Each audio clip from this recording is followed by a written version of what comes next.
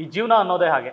ಎಷ್ಟೋ ಸರಿ ಏನೇನೋ ಪರಿಕಲ್ಪನೆಗಳನ್ನು ನಮ್ಮ ಯೋಚನೆಗಳಲ್ಲಿ ಏನೇನೋ ಮಾಡಬೇಕು ಅಂತ ಹೋಗ್ತೀವಿ. ಅದೆಲ್ಲ ಹೋಗ್ತಾ ಹೋಗ್ತಾ ಅನರ್ಥಗಳಾಗಿ ಯಾಕಪ್ಪ ಜೀವನ ಹಿಂಗೆ ಹೋಗುತ್ತೆ ಅಂತ ಸಾಕಷ್ಟು ಸಾರಿ ಅನಿಸಿದ್ದುಂಟು. ಸೊ ಈ ಅನರ್ಥ ಅನ್ನೋ ಪದವನ್ನೇ ಇಟ್ಕೊಂಡು ಒಂದು ಅದ್ಭುತವಾದ ಒಂದು ಸಿನಿಮಾ ರೆಡಿಯಾಗಿದೆ. ಇದೇ ವಾರ ತೆರೆಗೆ ಬರ್ತಾ ಇದೆ.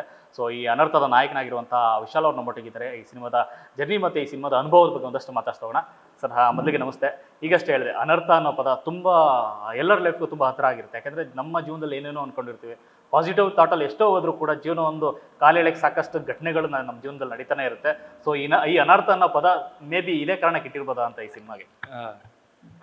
ಸರ್ ಆಲ್ಮೋಸ್ಟ್ ಆಲ್ ಒಂದು ರೇಂಜಿಗೆ ಕರೆಕ್ಟ್ ಇರುತ್ತೆ ಸರ್. ಬಟ್ ಕಥೆಯಲ್ಲಿ ಬೇರೆ ಥರ ಅನರ್ಥ ಇದೆ. ನೀವು ಹೇಳಿರೋ ಅನರ್ಥ ಕರೆಕ್ಟ್ ಬೇರೆ ಜೀವನದಲ್ಲಿ ನಡೀತಾ ಇರುತ್ತೆ. ಬಟ್ ಈ ಸಿನಿಮಾದ ಮಟ್ಟಿಗೆ ಹೋದರೆ ಆ ಅನರ್ಥ ಸ್ವಲ್ಪ ಚೇಂಜ್ ಆಗುತ್ತೆ. ಸೊ ಅದು ಗೊತ್ತಾಗುತ್ತೆ ನಿಮಗೆ. ತುಂಬ ದಿನದ ನಂತರದಲ್ಲಿ ಈ ಥರ ಒಂದು ಅಪ್ಪಟ ಕನ್ನಡದ ಒಂದು ಟೈಟಲನ್ನು ಇಟ್ಟಿರೋ ಸಿನಿಮಾ ಅನರ್ಥ ಅಂತ ಯಾವ ಕಾರಣಕ್ಕೆ ಇಟ್ಟಿರ್ಬೋದು ಅಂತ ಅನಿಸ್ತು ಡೈರೆಕ್ಟರ್? ಸರ್ ಅದು ಆಲ್ಮೋಸ್ಟ್ ಅಲ್ಲಿ ಇವಾಗ ಅಂದರೆ ಜೀವನದಲ್ಲಿ ನಡೆಯೋದೇ ಒಂದು ಅನರ್ಥ. ಎಲ್ಲರ ಜೀವನದಲ್ಲೂ ಒಂದೊಂದು ಅನರ್ಥ ನಡೀತಿರುತ್ತೆ. ಸೊ ಇಲ್ಲಿ ಬರೋ ಒಂದು ಪಾತ್ರಗಳೇನಿದೆಯಲ್ಲ, ಆ ಅವಕಾಶ ಆಗಲಿ ಆಕೃತಿ ಆಗಲಿ, ಅವರ ಜೀವನದಲ್ಲಿ ಏನಾಗುತ್ತೆ ಅನರ್ಥ ಆದರೆ ಏನಾಗ್ಬೋದು ಅನ್ನೋದೇ ಈ ಸಿನಿಮಾದ ಮೇಜರ್ ಇದು. ಸೊ ಬೇಸಿಕಲಿ ಇದೊಂದು ಸಸ್ಪೆನ್ಸ್ ಥ್ರಿಲ್ಲರ್ ಆಗಿ ಮೂವಿ ಬರುತ್ತೆ.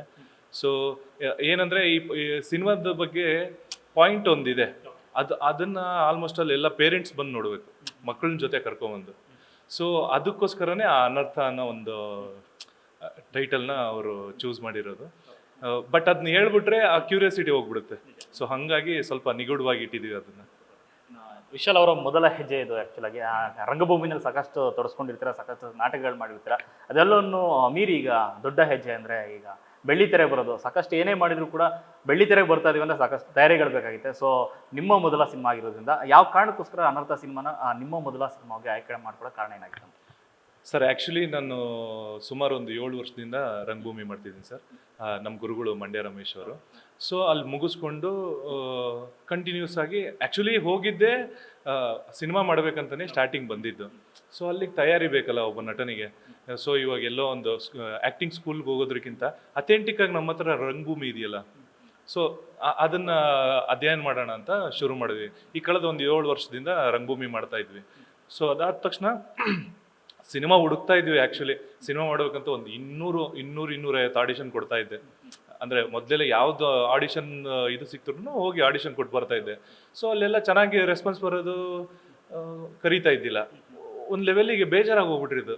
ಏನು ಈ ಥರ ಯಾಕೆ ಚೆನ್ನಾಗಿಲ್ಲ ಅಂತಂದು ಹೇಳಿದರೆ ಓಕೆ, ಏನು ನಮ್ಮನ್ನು ತಿದ್ಕೋಬೋದು, ಯಾಕೆ ನಮ್ಮನ್ನು ಸೆಲೆಕ್ಟ್ ಮಾಡ್ತಿಲ್ಲ ಅನ್ನೋ ಒಂದು ರೀಸನ್ ಹೇಳಿದ್ರೆ ನಮ್ಮನ್ನು ನಾವು ಹೇಗೆ ಅದಕ್ಕೆ ಟ್ಯೂನ್ ಆಗಬೇಕು ಅಂತ ನಾವು ಒಂದು ನಮ್ಗೆ ಅರಿವು ಮೂಡುತ್ತೆ.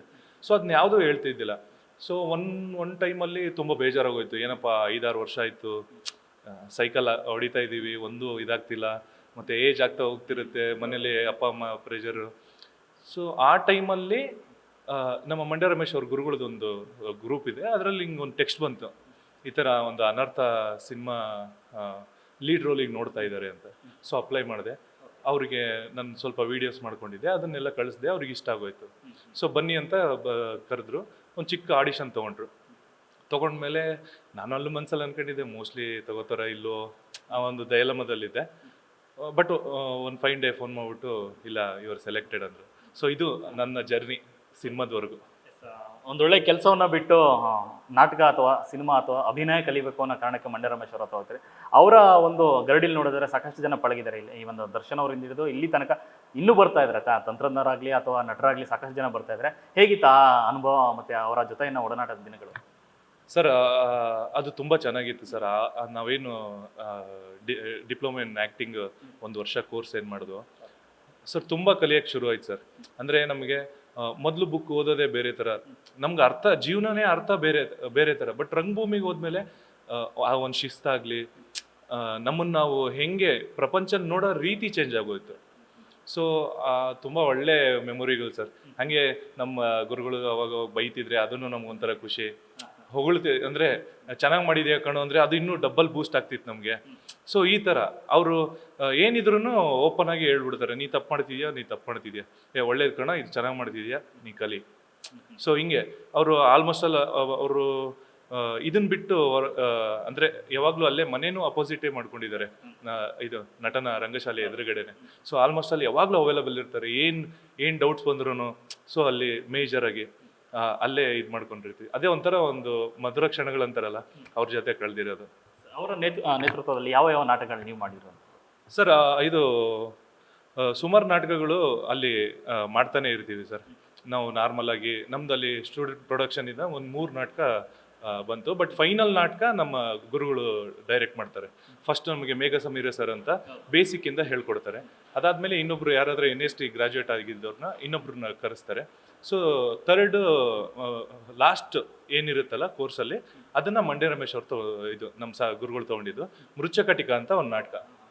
ಸೊ ಅದನ್ನ ಮುಗಿಸಿ, ಅದು ಹಳೇ ನಾಟಕ, ಅದು 2000 ವರ್ಷದ ಹಿಂದಕ್ಕೆ ಬರ್ದಿರೋದು, ಅದನ್ನ ಮಾಡಿಸಿದ್ರು ನಮಗೆ.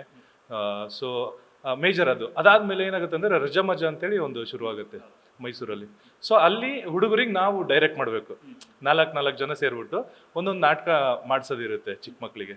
ಸೊ ಹಂಗೆ ಮಾಡಿಸಿದಾಗ ನಮ್ದು ಫೈನಲ್ ಅದೇ ನಮಗೆ ಟೇಸ್ಟ್. ಅದು ಮುಗಿಸಿ ಬಿಡ್ತಾರೆ ಇದು.